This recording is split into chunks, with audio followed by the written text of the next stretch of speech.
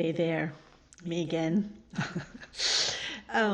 So today I wanted to talk about one that is really special to my heart because I used it when I first discovered positive discipline way back when, and it really was extremely helpful and transformed my relationship in a very positive way with my son at the time, and that is to involve children in creating routines.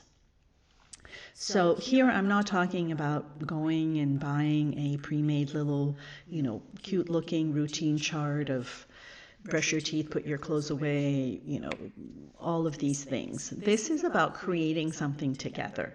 This is about being creative. This is about brainstorming together. And so the personal anecdote is when my son was, I want to say, about 6 or so. And I was working a full-time job in a Montessori classroom. He was going to school, my daughter was going to school, my husband was going off to work. So 4 people that need to leave the house at a certain time in the morning. And it became really difficult.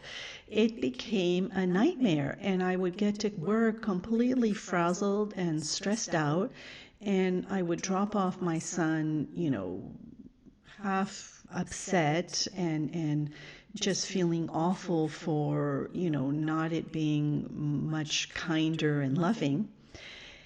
And so basically what we did in creating a routine together is we sat down and we brainstormed of all the things that needed to be done for us to leave on time. So the end goal was to be in the car, fully dressed, with breakfast in our tummy, hopefully, and with whatever we needed for school together, and with a smile and happy.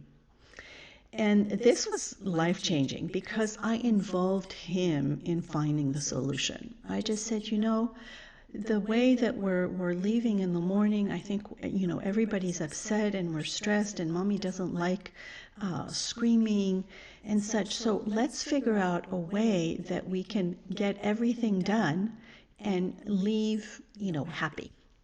So basically we brainstormed of all the things that needed to be done.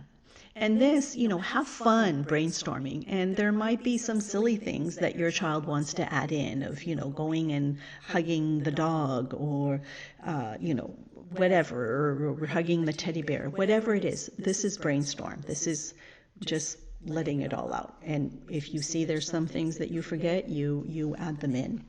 But really empower your child to be brainstorming about this.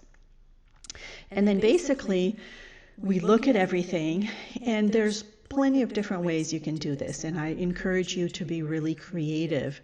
Here is, for a child who is not yet reading, you might want to draw little pictures. You might want to take them in the different situations, so have fun kind of staging everything and taking pictures.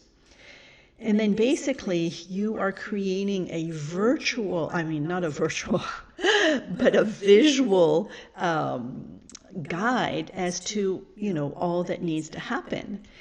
And this really is empowering because you no longer need to remind them and nag them to do things. You can just let the routine chart be in charge.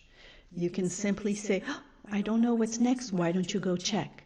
So you're empowering them to, be aware, be in charge, and such. And literally, it changed our lives because the way we did it at the time was, so you might have been a little older, because we wrote them out on a little Post-it, and I remember very well he was in a bunk bed at the time, and he put all of the Post-its lined up vertically on the post, and that was it. And he had that reminder, and sometimes he would change the order of the Post-its, but you know what? It didn't matter because the end goal was for us to be in the car happy and ready to have a good day.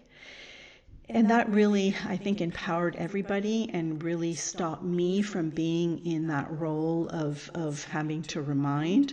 And, honestly, when we're constantly reminding our children, we are doing them a disservice, because we need to empower them to take charge of their own lives, right? We're not going to be around all the time to remind them what they need to do next.